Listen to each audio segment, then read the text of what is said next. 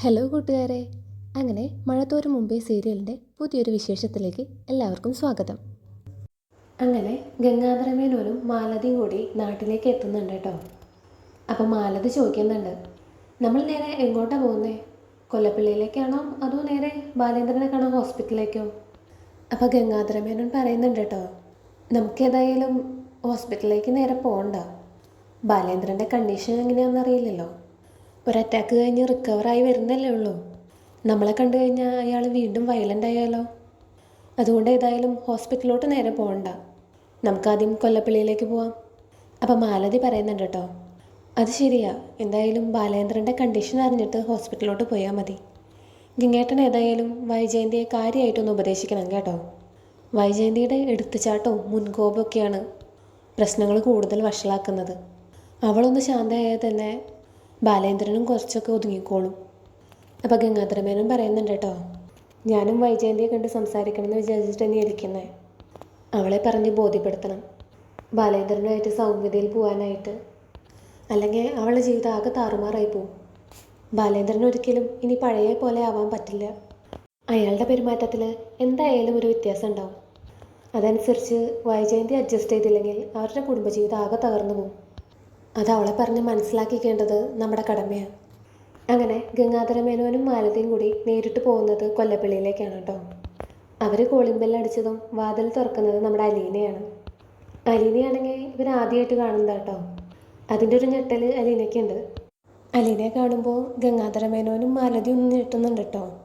ഇങ്ങനെ ഒരാളെ പറ്റി അവരും അറിഞ്ഞിട്ടില്ല.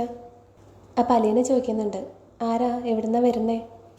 അപ്പം ഗംഗാധരമേനോൻ പറയുന്നുണ്ട് കേട്ടോ, ഞാൻ വൈജയന്തിയുടെ മൂത്ത സഹോദരനാണ് ഗംഗാധരമേനോൻ. ഇതെൻ്റെ ഭാര്യ മാലതി. കുട്ടിയുടെ താര. ഈ പേരുകൾ കേൾക്കുമ്പോൾ അലീന ഒന്ന് ഞെട്ടുന്നുണ്ട് കേട്ടോ. അപ്പോൾ അലീന പറയുന്നുണ്ട്, ഞാൻ ഇവിടുത്തെ മുത്തശ്ശിയെ നോക്കാൻ നിൽക്കുന്ന ഹോം നേഴ്സാണ്. അകത്തേക്ക് വരൂ. മാഡം ഇവിടെ ഇല്ല, ഹോസ്പിറ്റലിലാണ്, ബാലേന്ദ്രൻ സാറിൻ്റെ അടുത്താണ്. അപ്പോൾ ഗംഗാധരമേനോൻ പറയുന്നുണ്ട് കേട്ടോ, ഓക്കെ. അമ്മ എവിടെയാണ്? അമ്മയുടെ മുറി എവിടെയാണ്? ഞങ്ങൾ അമ്മയെ കണ്ടിട്ട് കുറേയായി. അപ്പം അലീന പറയുന്നുണ്ട് കേട്ടോ, മുത്തശ്ശിയുടെ മുറി അതാണ്, അങ്ങോട്ട് പോയിക്കോളൂ. കുടിക്കാൻ എന്താ എടുക്കണ്ടേ? അപ്പം മാലതി പറയുന്നുണ്ട് കേട്ടോ, തണുത്ത എന്തെങ്കിലും എടുത്താൽ മതി. അങ്ങനെ അലീന അവർക്ക് ജ്യൂസ് എടുക്കാൻ പോകുന്നുണ്ട് കേട്ടോ. ഗംഗാധരമേനോൻ നേരെ പോകുന്നത് മുത്തശ്ശിയുടെ അടുത്തേക്കാണ്. മുത്തശ്ശി ഇറങ്ങി ഇവരെ കാണുമ്പോൾ കരയുന്നുണ്ട് കേട്ടോ. എൻ്റെ ഗംഗാധര, നീ അറിഞ്ഞോ ബാലേന്ദ്രന് പറ്റിയത്? അപ്പം ഗംഗാധരമേനോൻ പറയുന്നുണ്ട് കേട്ടോ, എല്ലാം അറിഞ്ഞിട്ടാണ് അമ്മ ഞാൻ വന്നത്. ഞാൻ വൈജയന്തിയെ വിളിച്ചിരുന്നു, അവൾ കാര്യങ്ങളൊക്കെ പറഞ്ഞിട്ടുണ്ടായിരുന്നു. ഏതായാലും ഞങ്ങൾ നാട്ടിൽ വരാതിരിക്കുകയായിരുന്നു. അപ്പോൾ ഇതും കൂടി കേട്ടപ്പോൾ പിന്നെ ഒട്ടും താമസിക്കേണ്ടെന്ന് വിചാരിച്ചു, ഞങ്ങളങ്ങ് പോന്നു. അമ്മയ്ക്കിപ്പോൾ എങ്ങനെയുണ്ട്?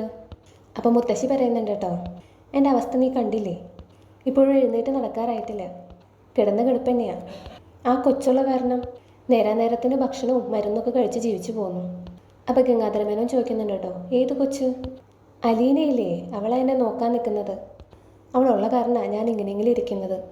ആ കമലയുടെ അടുത്ത് അങ്ങനെ ആയിരുന്നെങ്കിൽ ഞാൻ ഇതിനോടകം സ്വർഗത്തിലെത്തിയേനെ. അപ്പം മാലതി പറയുന്നുണ്ട് കേട്ടോ, ഓ ആ കുട്ടിയാണോ അലീന? അവളാണ് ഡോറ് തുറന്നത്. അപ്പം മുത്തശ്ശി പറയുന്നുണ്ട് കേട്ടോ, അവളാ ഇപ്പം എൻ്റെ ശക്തി. അവളില്ലെങ്കിൽ ഈ വീട്ടിൽ ഒരു കാര്യവും നടക്കില്ല. വൈജയന്തി കേമത്തം പറഞ്ഞ് നടക്കുള്ളൂ, വീട്ടിൽ ഒരു കാര്യവും ശ്രദ്ധിക്കില്ല.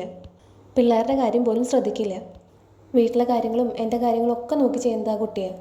എന്നിട്ട് അതിനില്ലാത്തൊരു കുറ്റവും ഇല്ല. വൈജയന്തിക്കാണെങ്കിൽ ആ കൊച്ചിനെ കണ്ണെടുത്താൽ കണ്ടുകൂടാ. ഇതിൻ്റെ പേരിൽ ബാലനോട് എത്ര തവണ അവൾ വഴക്കടിച്ചിട്ടുണ്ടെന്ന് അറിയോ?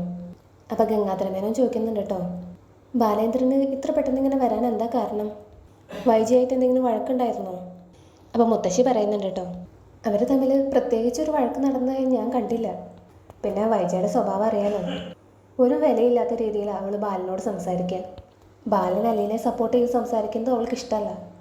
അതിൻ്റെ പേരിൽ അവൾ ബാലനോട് വഴക്കടിക്കാറൊക്കെ ഉണ്ട്. ഇപ്പോൾ ബാലന് എന്താ പറ്റിയെന്ന് എനിക്കറിയില്ല. ഒരു ദിവസം ഇവിടുന്ന് ഒന്നും മിണ്ടാതെ പോയ ആളാണ്. 2 ദിവസം കഴിഞ്ഞ് വന്ന ബാലൻ ആ ബാലചന്ദ്രനേ അല്ല. കുടിച്ച് ബോധമില്ലാതെയാണ് വന്നത്. പെരുമാറ്റത്തിൽ ഒരുപാട് വ്യത്യാസം ഉണ്ടായിരുന്നു. എന്നോട് വരെ ദേഷ്യപ്പെട്ടു. ഇത്രയും കാലത്തിനിടെ ഇന്നേ വരെ അവൻ എന്നോട് ദേഷ്യത്തോടെ സംസാരിച്ചിട്ടില്ല. ഇതാദ്യമായിട്ടാണ്. അവൻ എന്താ പറ്റിയെന്ന് ആർക്കും അറിഞ്ഞൂടാ. അവന് മനസ്സിന് വിഷമമുള്ള എന്തോ സംഭവിച്ചിട്ടുണ്ട്, അത് ഉറപ്പാണ്. നീ ഹോസ്പിറ്റലിലോട്ട് പോയോ ഗംഗാധര? അപ്പോൾ ഗംഗാധരമേനോൻ പറയുന്നുണ്ട് കേട്ടോ, ഇല്ലമ്മേ, ഞാൻ നേരിട്ട് ഇങ്ങോട്ടാണ് വന്നത്. അവിടുത്തെ കണ്ടീഷനൊക്കെ അറിഞ്ഞിട്ട് പോകാമെന്ന് കരുതി. അപ്പോഴേക്കും അലീന ജ്യൂസായി വരുന്നുണ്ട് കേട്ടോ. അപ്പോൾ ഗംഗാധരമേനോൻ ചോദിക്കുന്നുണ്ട്, ഇയാളാണല്ലേ അലീന? ഇയാൾ എത്ര നാളായി ഇവിടെ വന്നിട്ട്? അപ്പം അലീന പറയുന്നുണ്ട്, ഞാൻ ഏകദേശം ഒരു 3-3.5 മാസമായി വന്നിട്ട്. അപ്പോൾ മാലതി ചോദിക്കുന്നുണ്ട് കേട്ടോ, കുട്ടിയുടെ വീട് എവിടെയാണ്? അപ്പോൾ അലീന ആകെ ഒന്ന് പരുങ്ങുന്നുണ്ട് കേട്ടോ. അത് പിന്നെ അപ്പം നമ്മുടെ മുത്തശ്ശി പറയുന്നുണ്ട് കേട്ടോ, ഇവൾക്ക് അങ്ങനെ പറയാൻ വീടൊന്നുമില്ല ഗംഗാധര. ഇവൾ വളർന്നതൊക്കെ ഒരു അനാഥാലയത്തിലാണ്.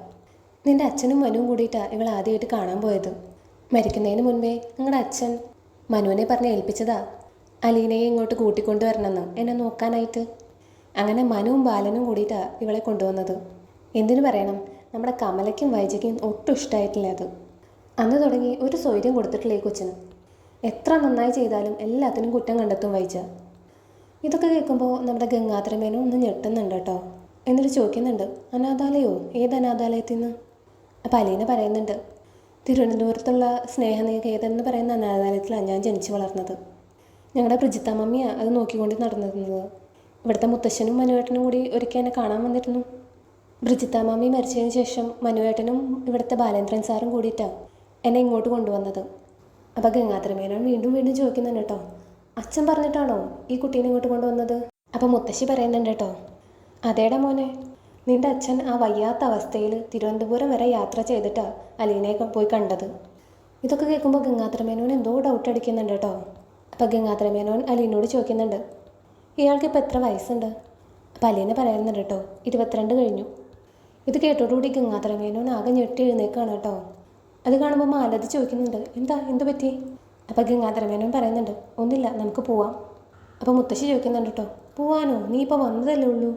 അപ്പോൾ ഗംഗാധരമേനോൻ പറയുന്നുണ്ട്, അല്ലമ്മേ, ഹോസ്പിറ്റലിൽ വരെ ഒന്ന് പോയിട്ട് വരാം, ഞാൻ അത് കഴിഞ്ഞിട്ട് ഇങ്ങോട്ട് വരാം. അപ്പോൾ അലീന പറയുന്നുണ്ട് കേട്ടോ, അയ്യോ ഒന്നും കഴിച്ചില്ലല്ലോ. അപ്പോൾ ഗംഗാധരമേനോൻ ഒന്നും മിണ്ടുന്നില്ല കേട്ടോ. ആൾ നേരെ പുറത്തേക്ക് പോവാണ്. അങ്ങനെ മാലതിയും പിന്നാലെ പോകുന്നുണ്ട് കേട്ടോ. അപ്പോൾ വണ്ടിയിലിരുന്നിട്ട് മാലതി ചോദിക്കുന്നുണ്ട്, എന്ത് പറ്റി? എന്താ പെട്ടെന്ന് ഇറങ്ങിപ്പോകുന്നത്? അപ്പോൾ ഗംഗാധരമേനോൻ പറയുന്നുണ്ട് കേട്ടോ, എനിക്കെന്തൊക്കെയോ സംശയങ്ങൾ തോന്നുന്നുണ്ട് മാലതി. അപ്പോൾ മാലതി ചോദിക്കുന്നുണ്ട്, എന്ത് സംശയം? അന്ന് രാവണ്യമാവൻ പറഞ്ഞത് കള്ളമായിരുന്നോ എന്ന് എനിക്ക് തോന്നുന്നുണ്ട്. അപ്പോൾ മാലതി ചോദിക്കുന്നുണ്ട്, അതെന്താ അങ്ങനെ തോന്നാൻ? അപ്പോൾ ഗംഗാധരമേനോൻ പറയുന്നുണ്ട് കേട്ടോ, നീ ആ കുട്ടിയെ കണ്ടില്ലേ, അലീന? അമ്മ പറഞ്ഞത് കേട്ടില്ലേ, അവളെ അച്ഛൻ കൊണ്ടുവന്നതാണെന്ന്. അച്ഛൻ അങ്ങനെ ഒരു അനാഥാലയത്തിനും സേവനം ചെയ്യുന്ന ആളൊന്നല്ല.